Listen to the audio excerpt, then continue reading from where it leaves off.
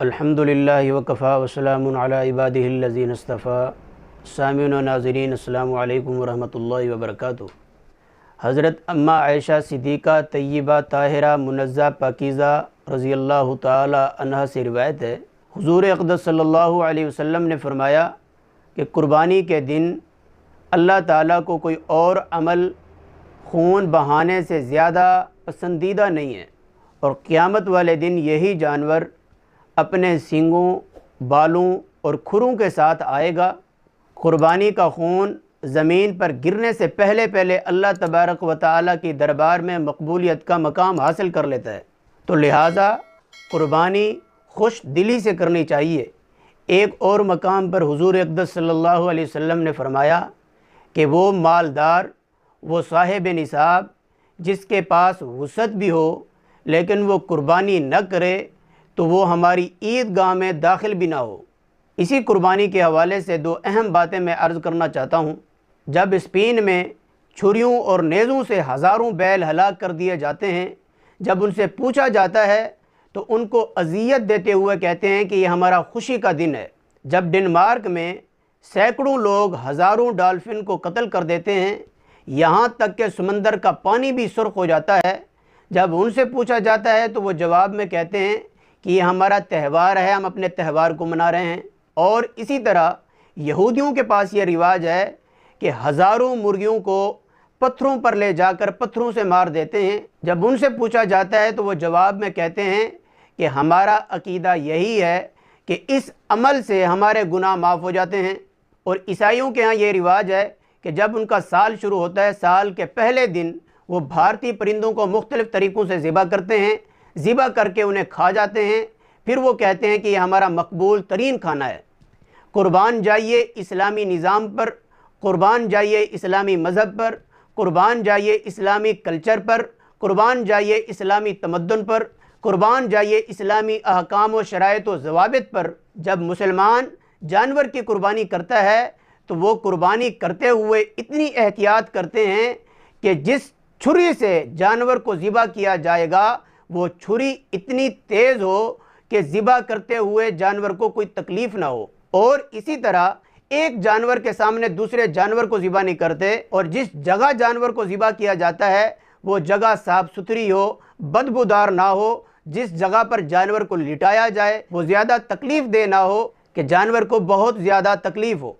یہ مختلف قسم کی احتیاط ہیں۔ پھر جب جانور ذبح ہو جاتا ہے، جانور ذبح کرنے کے بعد گوشت کو تقسیم کرتے ہوئے غریبوں، مسکینوں، یتیموں، فقیروں کو بھی خوش کرتے ہیں۔ اور دوسری بات، ایک ریسرچ کی گئی ہے پاکستان میں کہ عید الاضحیٰ پر ایک اندازے کے مطابق 4 کھرب روپے سے زیادہ کا مویشیوں کا کاروبار ہوتا ہے، 23 ارب روپے سے زیادہ کسائی مزدوری کے طور پر کماتے ہیں، 3 ارب روپے سے زیادہ جانوروں کے کھانے پینے اور چارے کے کاروبار والے کما لیتے ہیں۔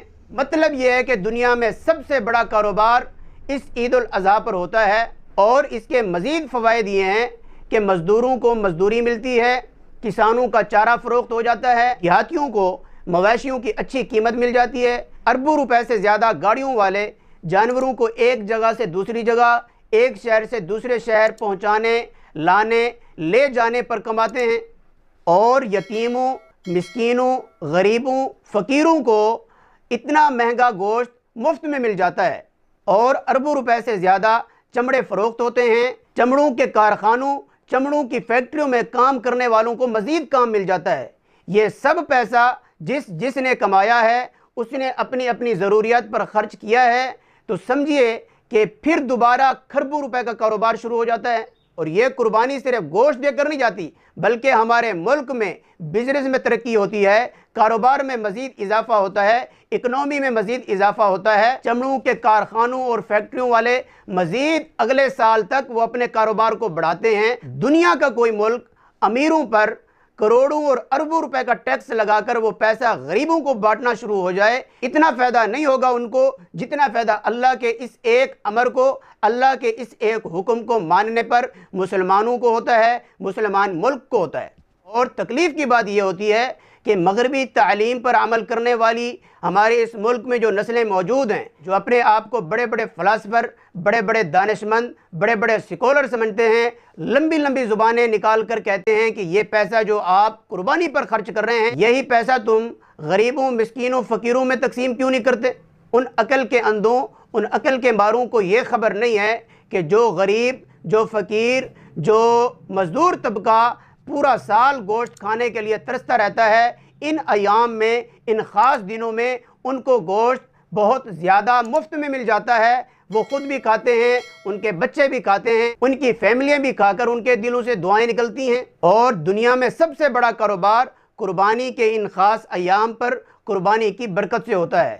تو لہٰذا ان عقل کے اندھوں، ان عقل کے ماروں کو اپنی عقل سے پردہ ہٹا کر اللہ کے ان احکام پر غور کرنا چاہیے۔ اور اسی موقع پر اگر یوں کہوں تو بیجا نہیں ہوگا کہ آج سے چند سال قبل بدقسمتی سے ہمارے پاکستانی اسلام دشمن، مدارس دشمن، علماء دشمن، مغربی کلچر کو فروغ دینے والے حکمرانوں نے قربانی کے چمڑوں پر پابندی عائد کر دی۔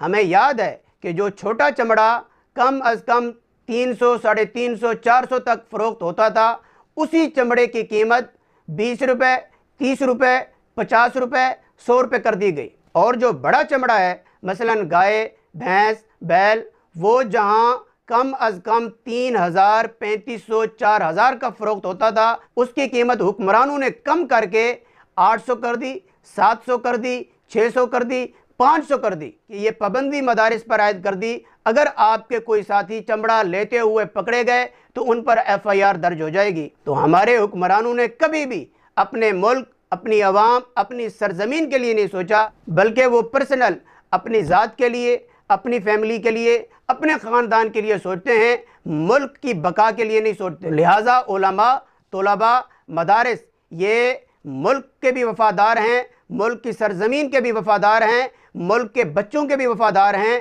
ملک کی قوم کے بھی وفادار ہیں۔ تو لہٰذا اللہ تبارک و تعالی ہمیں اس پر عمل کرنے کی توفیق عطا فرمائے۔ ہر صاحب نصاب مالدار کو قربانی کرنی چاہیے، بڑی خوش دلی سے کرنی چاہیے۔ یہ اللہ کا حکم ہے، جو اللہ کے حکم، اللہ کے احکام سے دور بھاگے گا تو ان کی نسلوں کو بھی رب العالمین تباہ کر دیتے ہیں۔